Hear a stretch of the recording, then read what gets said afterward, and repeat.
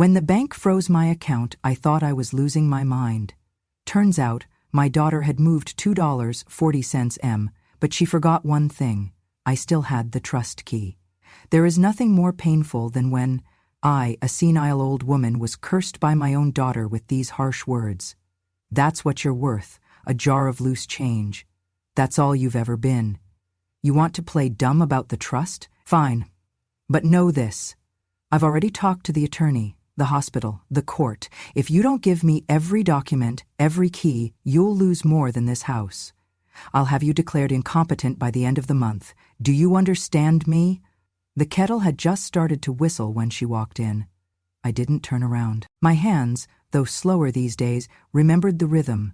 2 cups on the table, 1 spoon, no sugar. I still laid the table, like she was 7 and not 44, like this house still meant something to her. But it didn't, not anymore. She didn't say hello, just dropped a thick manila folder in front of me with the same grace she uses to throw out trash. "Mama, sign these," she said, her voice clipped and impatient. I looked at her. Her coat was still on, her boots dusted with the frozen gravel from the driveway. Her hair pulled back into a tight bun, like a noose behind her head. And her eyes? Those same dark eyes I once looked into as I held her tiny body close on nights she had nightmares.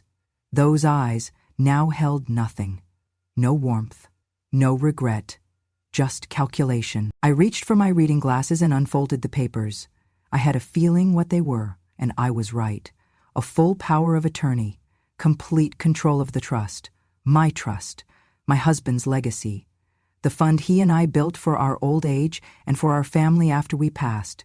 No review clause, no shared access, no oversight. Just Martha. "I don't understand," I said slowly, though I did. "It's time," she replied. "You're not managing things well anymore. You've forgotten to pay the electric bill twice. You've made mistakes at the bank. This is safer. For everyone." Her tone was flat, clinical, just like when she delivered bad news to patients, I imagine. I looked at her face, searching for my daughter beneath that polished exterior. But she was gone, replaced by a woman who called me mother, like it was a burden. "Your father and I, this isn't what we planned," I said, trying to stay calm. She scoffed, not a laugh, just a sound of disbelief wrapped in superiority. "Dad built that trust. You just watched it grow. Let's stop pretending you had any real part in it." I felt something hard and old rise in my chest, but I didn't speak it. I simply set the paper down. "Sit down," I said. "Have some tea, we'll talk." She didn't move. Instead, she reached into her purse and pulled out a wad of small bills, crumpled ones and fives, and dropped them on the table like she was tipping a waitress. Then she picked up a glass from the sink, filled it halfway with cold tap water, and began dropping coins into it, one by one. Plink, plink, plink. I watched silently. She held the glass up, walked over, and without hesitation flung the entire contents, water, coins, and all, onto my chest. The shock of the cold made me gasp. The coins hit the floor with a scatter, some rolling beneath the refrigerator. My blouse clung to my skin. The room smelled of metal and humiliation. "There," she said, her voice sharp and vicious. "That's what you're worth. A jar of loose change. That's all you've ever been. You want to play dumb about the trust? Fine. But know this. I've already talked to the attorney, the hospital, the court. If you don't give me every document, every key, you'll lose more than this house. I'll have you declared incompetent by the end of the month. Do you understand me?" I didn't answer. I bent down slowly and picked up one of the coins, a tarnished quarter. Funny thing about age, it dulls the nerves but sharpens the memory. That quarter reminded me of the first time I had enough change to buy Martha a pair of shoes that weren't second-hand. I held the coin tightly, my wet sleeve dripping onto the tile. If you feel justice deserves celebration, smash that hype button. Let us keep stories like this alive, echoing far, far away. Your support helps us bring understanding and love to those who deserve it. Thank you so much. Keep listening. "You can keep your coins," I said quietly, rising to my full height. I kept something else, something stronger, something she didn't even know existed, the truth. She froze. For the first time that morning, she didn't know what to say. Her eyes narrowed. "What does that mean?" But I didn't answer. I looked at her, the way mothers do when they stop begging their children to see them, and simply start seeing the truth instead.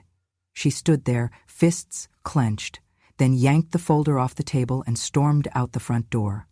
The wind that rushed in behind her was bitter and dry. The door slammed shut. Silence settled back into the house.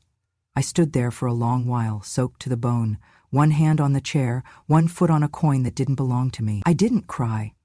Not because I wasn't hurt, but because I had seen this moment coming for a very long time. I just didn't expect it to feel this cold. I met Charles Franklin Howard on a Thursday in September 1960. I was 19. He was 22 and already halfway through medical school. I was working at a fabric shop, saving up to go back and finish my diploma. I never did. He came in looking for curtain lining. I sold him a thread he did not need just to keep him talking. 2 months later, we were married in the back room of a Methodist church with fresh lilies and 10 guests. I wore a borrowed dress and a crooked veil. He wore nerves and ambition. He promised me the world. Instead, I gave it to him. When he studied late into the night, I stitched buttons onto men's shirts and darned socks to keep us afloat. I worked every job no one else wanted: laundress, seamstress, babysitter, cook. I fed us on boiled beans and bruised fruit, kept the lights on with pennies saved from skipped lunches. It was not a sacrifice. It was love. Charles became a surgeon. A good one. Revered, respected. The kind that small-town hospitals build their reputations on. The kind that never came home before midnight. We moved into a proper house. I stopped working jobs with hourly wages and started keeping our home like it was a sacred space. Clean floors, hot meals, well-ironed collars. I raised our 2 children, David and Martha, like the entire future of the family depended on how straight they stood and how kindly they spoke. Charles loved me, but he loved being adored more. At first I excused the late calls, the cologne that was not his. He was a doctor, people needed him, patients were dying. So was my self-respect. Then came the call I could not ignore. A woman. Her voice is young and sharp. I remember the sound more than the words. The kind of voice that does not beg for understanding, it demands surrender. I confronted him. He did not lie. That hurt more than if he had. He told me it had ended. He said it had been meaningless. I believed him, not because he was convincing, but because I had 2 children sleeping upstairs and no family to run to. We did not speak of it again. Not once. I forgave him. Not for him. Not even for me. For Martha, who was 7, and David, who was 12. For the illusion of safety, for stability. Because love does not always come wrapped in respect. Sometimes it comes bound in survival. But even after that, I stayed. Not because I was weak, but because I had built too much to walk away from it without setting fire to my own life. Charles changed. Eventually. Grew older, grew tired. He came home earlier, started gardening. He made Lily a dollhouse from scratch, painted it lavender and white. I think, in his own way, he tried to atone for everything he had not said. Still, he played favorites. David could do no wrong. He walked like his father, talked like him, carried himself like a crown prince. Charles gave him praise, patience, and forgiveness. He gave Martha expectations. She was brilliant, just like him, but Charles treated her like a threat to his legacy. Every mistake she made, he catalogued. Every success, he critiqued. She learned to work twice as hard for half the affection. When David died in a car accident at 26, something in Charles broke. Something in all of us did. But what shattered in Martha was different. She never said it out loud, but I think a part of her always believed that her brother's death brought her Charles's approval. It did not. After the funeral, Charles grew quieter. He wrote letters he never sent. He kept a single tie in David's closet that no one was allowed to touch, but with Martha he remained distant, formal, like he could not find a version of her that did not remind him of what he had lost or what he had ignored. I tried to be the bridge between them. I encouraged him to praise her, to listen when she spoke, but years of silence can turn into stone, and Charles had a talent for letting stones pile up between him and the people who loved him most.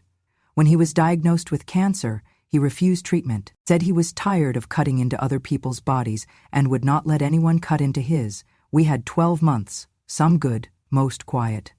One night near the end, I sat beside him in the den. The fire had gone out. I thought he was asleep when he whispered, "If she ever turns into me, if she ever loses sight of what matters, don't give her everything. Keep something for yourself. Protect yourself, Evie. Do not trust blood more than you trust your own instincts." He was talking about Martha and himself. The next day he called Richard Langford, an old friend, a fellow veteran, a man I had never known him to trust anyone with besides a scalpel. They met in private, and I did not ask questions. When Charles passed, Richard delivered a sealed envelope with a key and one simple instruction: use this only if you feel the walls closing in. I tucked it away in my Bible. Between Psalms and Proverbs, I prayed I would never need it. I should have known better, because Martha was her father's daughter. She inherited his brilliance, his pride, and as I would come to find out, his capacity to wound the ones who loved her most. It started with a phone bill. I was standing at the grocery store checkout, trying to pay for milk and bread, when my card was declined. The young man at the register offered a polite smile, but I saw the glance he gave the customer behind me. That look of poor old woman pity that slips out before people realize it. I stepped aside, fumbling through my bag for a backup card I never used. It worked, barely, but something felt off. When I got home, I tried logging into my account. The page wouldn't load. I tried calling the bank. After 40 minutes on hold, a woman with a voice too chipper for bad news told me my access had been restricted due to updated guardianship status. I did not understand. "Ma'am," she said, "it shows here that your financial authority has been transferred to a legally designated guardian. Do you have paperwork from a court-appointed representative?" I froze. "No," I said. "There's no guardian. This is my account. I've had it for over 30 years. "I'm sorry," she said gently, as if I were a child. "But according to our system, that is no longer the case." The line went quiet except for her tapping keys. Then, "Is there someone else in the household who manages your affairs? A daughter, perhaps?" Martha. My heart sank like a stone. A month earlier, she had visited me after a routine doctor's appointment. She had brought tea. Her tone unusually warm. She sat across from me at the kitchen table, the same one where she had once thrown cold water and coins, and asked, "Mama, would it be okay if I helped you with some of the paperwork, just to keep things in order? I can handle the medical bills more efficiently from Florida." I had nodded. It sounded reasonable. She was, after all, a doctor. She knew about hospital billing, about insurance codes and copay loopholes. She said it would save me stress. She asked for my online banking login just in case, and I gave it. Now, everything was gone. I called her that night. It was late, but I needed answers. She picked up on the second ring, her voice calm, distracted. I could hear the sound of ice clinking in a glass, music in the background. "Hi, Mother." I didn't bother with pleasantries. "Why can't I access my accounts?" Silence, a beat too long. Then, "You must be confused. We talked about this, remember?" "No, Martha, we didn't. Not about transferring authority, not about guardianship." Another pause.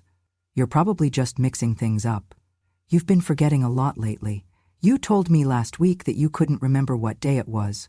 This is why I stepped in. It's safer." "Martha, I'm not confused. I'm angry. Did you file paperwork without telling me?"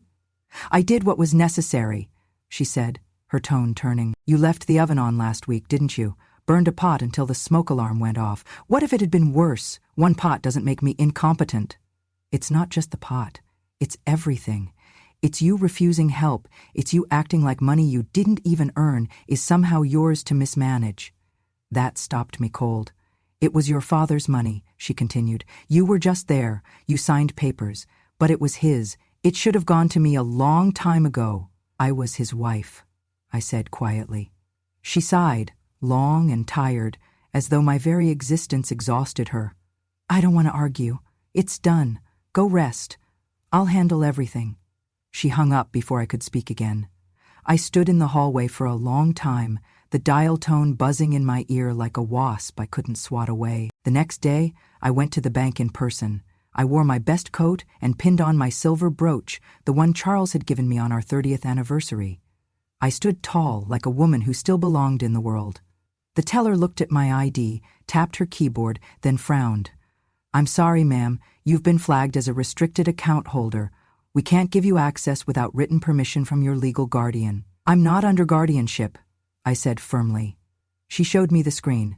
My name with a bold red banner, Financial Protection Statue, Active Guardian, Martha E. Howard. I did not cry. Not there. I thanked her, left the bank, and walked 3 blocks before my knees gave out and I had to sit on a bench outside a Walgreens. The cold seeped in through my shoes, and I watched people pass. Young mothers with strollers, teenagers with headphones, couples with matching scarves. The world had moved on. When I returned home, Mrs. Talbot, my neighbor, was walking her little dog Tater. She waved. "I saw your daughter's name in the local register," she said cheerfully. "Howard, right? She's listed on that new property opening near Clearwater Beach. Cute little resort. Grand opening in April. Looks fancy." I blinked. "What do you mean? My daughter lives in an apartment. She rents." "Oh no," she said, digging into her coat pocket for her phone. "It was in the announcements section. She's listed as co-owner. They're calling it the Sea Glass." "Isn't that a sweet name?" I nodded slowly, but I felt like the earth had tilted beneath my feet. A resort. With what money? Mine. The puzzle pieces snapped together, each one jagged. She had used the guardianship to redirect funds. I went inside. I sat at the kitchen table where everything seemed to happen now. Betrayals, bargains, quiet revelations, and stared at my hands. Was I losing my memory? Had I given her more than I thought? Had I missed signs? Was I, in fact, slipping? That was the worst part. The not knowing. The seed of doubt she had planted in my mind was sprouting vines, winding around every memory like a noose. I began to second-guess things. Did I actually pay the phone bill? Did I leave the oven on? Did I forget her asking about the trust? I opened my drawer. Inside was the old family Bible. I slid my fingers between the pages toward Charles' envelope had rested for 15 years. The key was still there, cool, heavy, untouched. I held it in my palm and whispered aloud, "Not yet." But I knew. Soon. There's a special kind of silence that happens at family dinners, the kind that only exists when someone is pretending not to notice they've been forgotten. I was sitting at the children's table, not because there were no chairs at the main one, but because Martha had accidentally miscounted the guests again. "Mom, it's just easier this way," she had said as she handed me a plate without making eye contact. "You're closer to the kitchen and the kids love having you near." So I sat, knees knocking against a table too low, sipping cold sweet tea from a plastic cup with cartoon dolphins on it, while my granddaughter Lily texted under the table. I felt invisible, like the walls could swallow me whole and no one would notice. I had brought a pie, from scratch. My hand still remembered the way to fold butter into flour without a recipe, but it sat on the far counter, untouched, while Martha passed around tiramisu from Whole Foods. Lily glanced at me, then back at her phone. Then, out of nowhere, she asked, "Grandma, what did you do before you got old?"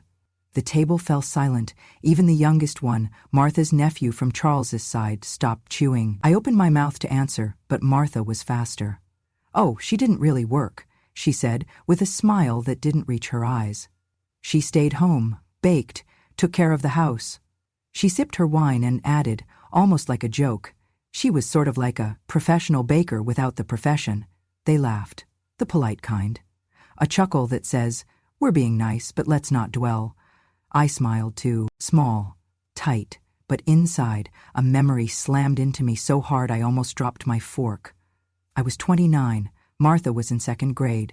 Charles had just been promoted, but we were still paying off his med school loans.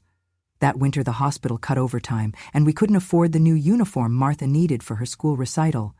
So I stayed up 4 nights in a row sewing doll clothes to sell at the church craft fair. Then I took the earnings, bought 2 yards of red velvet, and made her a dress by hand. She wore it proudly, the only girl in class who had something custom. Years later I found it in the attic, stuffed in a bag labeled Old Stuff. Another flash, me, standing in the back room of a diner at midnight, hands raw from washing dishes, wearing shoes 2 sizes too small because they were the only ones I could find at Goodwill that week. I tried to hold back tears walking home with scraps I didn't ask for. All so Martha could go to college without student loans. All so she could become the woman she was now, the kind who looked through me like I was wallpaper in a house she'd outgrown. I picked up my cup of sweet tea, sipped, and said nothing. Later that night, while everyone else chatted about stocks and real estate, I took my pie from the counter and sliced a piece for myself. It was still warm in the center. Charles used to say I made pies like I built a life, humble ingredients, no shortcuts, and always enough to share. But no one wanted a slice. The next morning Martha called, not to thank me, but to ask why I hadn't brought napkins. I reminded her that she said she'd handle everything. She laughed. "Oh, Mother, you forget things, it's fine. Just try to be more organized next time." Next time, as if I were still being invited. I hung up and went to the hall closet, pulled out the apron I hadn't worn in years. It still smelled like cinnamon. I touched the embroidered name stitched into the hem, Evelyn's Kitchen. I had made it during a time when I thought that love was enough, that baking someone's favorite cake was the same as being valued, that showing up, cleaning up, keeping quiet, that all counted. But to Martha, I was only ever the woman who just made pies. That night, I wrote a note in the margin of my journal. One day she will choke on the sweetness she mocked. She told me we were going to her lawyer. I should have known better. The office was in a new building downtown, modern, with glass walls and that cold, sterile smell of freshly printed paper and filtered air. Everything about it felt like it was trying too hard to be important. I wore my best coat, the green wool one Charles liked. Martha said it made me look old-fashioned, but I wore it anyway. I wanted to feel like I still belonged to myself. Inside, a man in a gray suit greeted us. He looked about Martha's age. Too young to have any wisdom, but just old enough to have learned how to fake it. He smiled at me too long. "This is Mrs. Howard," Martha said, putting a hand on my back like I was a pet she was introducing. "She's ready to finalize the estate transition we discussed." I blinked. "I am?" I said quietly. The man gestured to the conference table. A thick stack of papers sat waiting, the pen already uncapped beside them. "Just a few signatures," he said smoothly. "Nothing complicated. This is a simple restatement of your will and trust. Consolidates everything under Martha's administration. Streamlined, efficient." I sat down slowly. My hands were shaking, and not from age. I flipped through the first few pages. Legal jargon wrapped around numbers like barbed wire. Martha leaned over, tapping the signature lines. "You don't need to read all that," she said. "It's standard.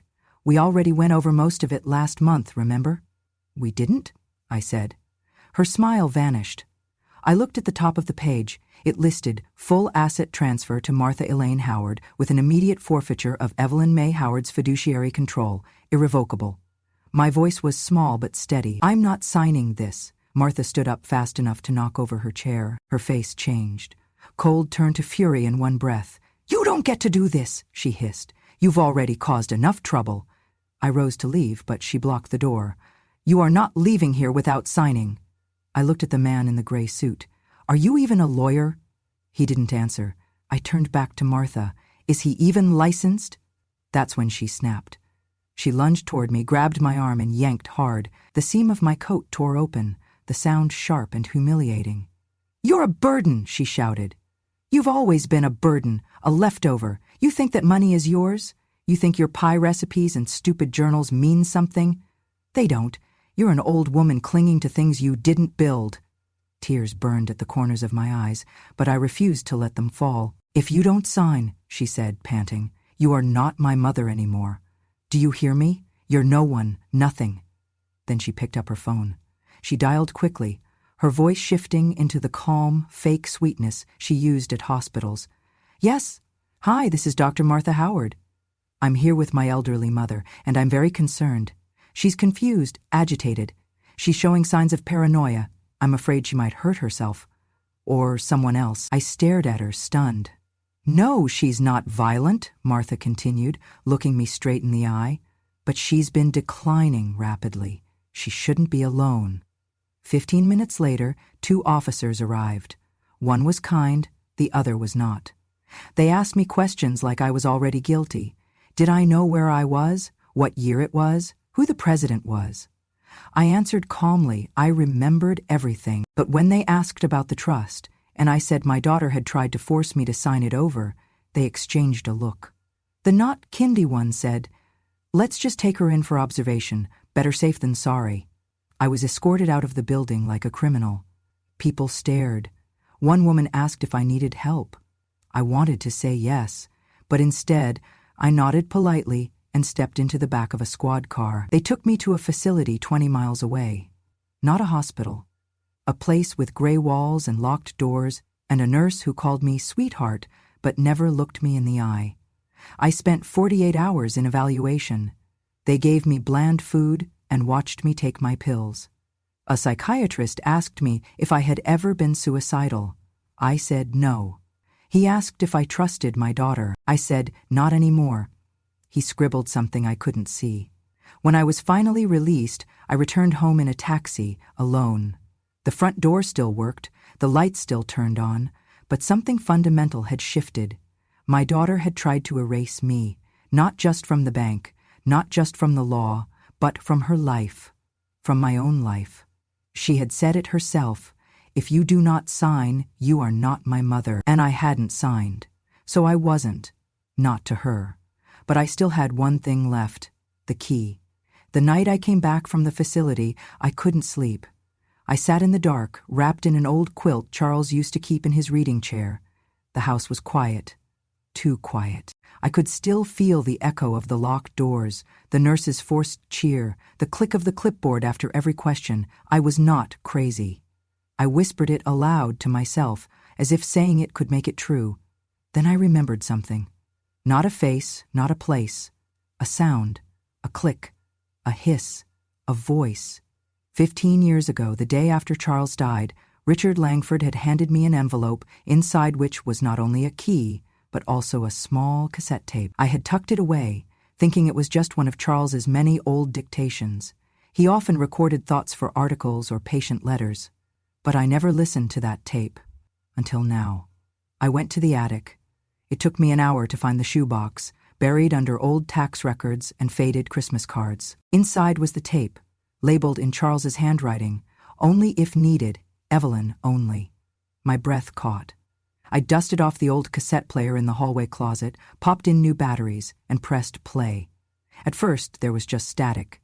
Then, his voice. Low, measured, still so familiar. "If you're listening to this, it means things didn't go the way we hoped." I pressed my palm to my chest. I wasn't a perfect husband. God knows, Evelyn, you deserved better at times. You stood by me when I gave you every reason not to. You protected our children. You raised them into people. I built a career, but you built a family. There was a pause, then a sharp breath. Martha, she's brilliant, but she's also me. The worst of me. She's proud. She hides behind logic. She forgets love when she smells power. And I see myself in that. I see the same cold ambition that let me hurt you. Another pause. Longer this time.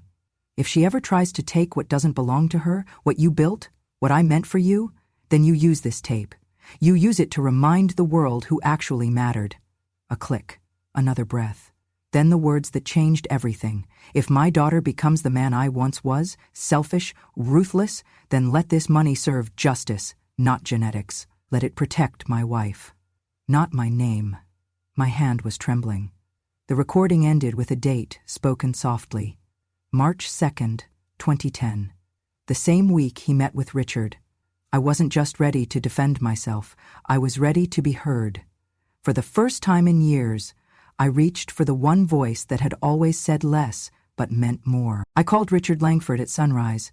His wife answered, surprised but kind. She put him on the phone within minutes. "Evelyn?" His voice was rough, aged but strong. I told him everything. He was quiet for a long time. Then he said, "I was wondering when this day would come." By noon he was at my house with a battered briefcase and 2 manila envelopes. He laid them gently on the table. "The tape will help, but this," he tapped the larger envelope, "is the real weapon." Inside was a notarized document, dated the same day as the recording. Charles's signature, Langford's. A third witness from the county courthouse. It was an addendum to the trust. A quiet clause, locked behind secondary conditions, only to be activated if a guardian attempted to exploit or reallocate trust funds against the interest of the primary beneficiary, me. The clause transferred everything back to me, all of it, with one condition: the tape must be played in court, on record.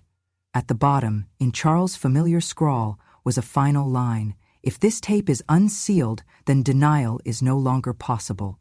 Langford looked at me over his glasses. "Martha didn't know about this," he said. "Your husband made sure of it. He didn't trust even the idea of what she could become." I nodded. There were no tears, just resolve. It was time to speak, not out of rage, but out of defense of my name, my dignity, my place. Let Martha have her resort, her wine, her lies. I had a voice and proof, and I was about to use both. The courtroom was small, but every seat was filled. A woman from the Oklahoma Ledger sat in the back, her notepad balanced on her knee. A local news crew was there too, just one camera, discreet.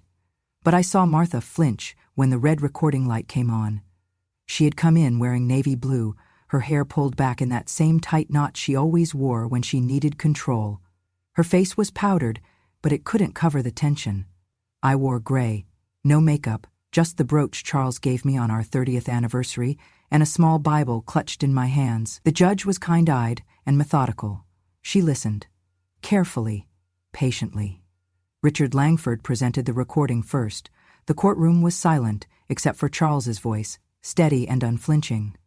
"If my daughter becomes the man I once was, let this money serve justice, not genetics."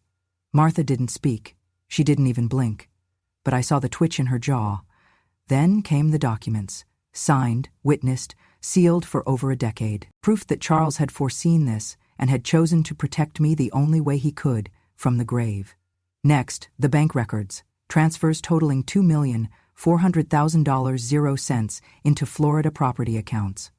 Signatures, email trails, proof of her petition for guardianship filed without my consent. And then the psychiatric report from the facility. It said clearly, no signs of dementia, no signs of self-harm. Subject demonstrates full cognitive clarity. I was not losing my mind. Martha was losing her mask. When her attorney stood, he barely lasted 5 minutes. All he could offer was spin, concern for my well-being, miscommunication, a family misunderstanding. The judge did not even look at him. She turned to Martha. "Do you have anything to say for yourself?" Martha stood. For once she looked small. "I was trying to help my mother," she said. "She wasn't coping well.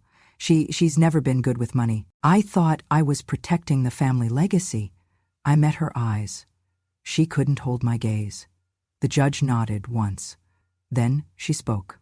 "In my courtroom, guardianship is not a tool for theft. Dr. Martha Howard, you abused legal access. You manipulated your mother's trust, literally and figuratively. You will be removed as guardian effective immediately. Your medical license will be reviewed by the board, and as of this moment, you are stripped of any right to the Howard Trust." A gasp rippled through the room. I exhaled, not from victory, but from release. The judge turned to me. I didn't smile, not because I wasn't relieved, but because somewhere deep inside I knew this wasn't the end. It was the beginning of the life I had always put aside. "Mrs. Evelyn Howard, you are hereby reinstated as the sole trustee and beneficiary of your late husband's estate. I hope you find peace in knowing the system, at least today, worked." People applauded quietly. The camera light flicked off. It was over. But it wasn't. Not yet. 3 weeks later, I stood in front of a modest brick building with a new sign above the door. The Howard Home, for Mothers Forgotten. It used to be a private care facility. I had once applied there years ago when I thought I needed help. They had turned me away because I didn't have a legal sponsor. Now I owned the land. I didn't need to be admitted. I rebuilt it. With part of the trust, I turned the building into a community center for elderly women who had been discarded, dismissed, or dismissed by their own children. We offer legal help, cooking classes, weekly art therapy. I come in every Wednesday and make apple pie with whoever wants to learn. I always bring cinnamon. A reporter came last month. Young woman, bright eyes, voice full of wonder. She asked me, "Why did you name it after your husband, after everything?" I smiled. "Because he finally did what was right," I said. "And I believe in honoring redemption when it's earned." The next day, the headline on the Oklahoma Ledger read, "Dr. Disinherit's mother gets disinherited instead, how a pie-making grandma built justice from scratch." The article went viral. And Martha, she lost her medical license pending review. The Florida resort filed for bankruptcy within a month. No investor wanted to be associated with the daughter who called her mother a policeman. She called me once, left a voicemail. "I hope you're happy," she said, her voice hollow. "You ruined everything." I never called back, because she was wrong. I didn't ruin anything. I just stopped pretending silence was loyalty. The ribbon was pale blue. It fluttered in the breeze, tied across the entrance of the newly finished front porch, painted white, wide enough for 2 rocking chairs and a lifetime of Sunday conversations. The Howard home stood proud behind it, bricks freshly cleaned, flowers blooming in neat rows, windows bright with soft curtains hand-sewn by women who had not been called needed in years. I sat in the front row, not in the back, not by the kitchen, not on the floor. Front and center, with my name on the program and my granddaughter's hand in mine. Lily had grown, taller, gentler. Something had shifted in her since the court case. Some quiet knowing. She didn't speak about her mother much, and I didn't ask her to. But today she leaned close and whispered, "I'm proud of you, Grandma." It was the first time anyone had said that to me out loud. A woman from the local radio station introduced me. She called me founder, visionary, protector of the forgotten, words that once would have made me laugh, but now I held them in my chest like warmth. I stood up slowly, walked to the podium, my steps steady. And then I opened the letter. Not a speech, not a performance, just a letter I had written the night before with a pen that still smelled like ink and lavender soap. "Dear Martha," I read aloud. A hush fell over the courtyard. "You once said you didn't earn that money. It was Dad's. And maybe in some ways you were right. The money began with him, but the life, it began with me."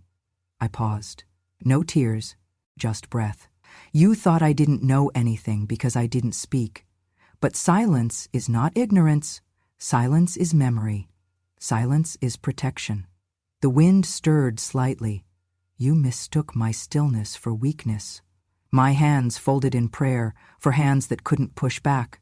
My pies, my sewing, my patience, you called them nothing. But they built everything you now live in.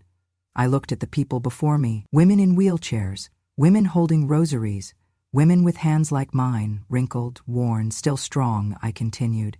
"I give the rest of the Howard Trust, not to heirs, not to family names, but to this place.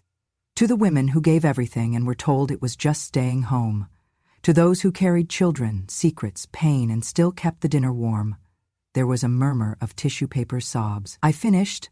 "I do not need to be called mother anymore, but I will never stop being one, not just to the daughter who forgot, but to every woman here who needs someone to remember." Applause broke out, soft and long like waves. Later, they unveiled the plaque outside the reading room. It said, "The Evelyn May Howard Library for quiet women who remember everything." Inside, beside the shelves of donated books, was a small glass display. Behind it, a blue knitted shawl. I made it in the psych ward, stitch by stitch, loop by loop. Every hour I wasn't sleeping, I was weaving. It kept me from disappearing. Beneath it sat a printed copy of my letter, framed. Beside that, a cassette player and a small sign that said, "Press play if someone ever tells you you're just a placeholder."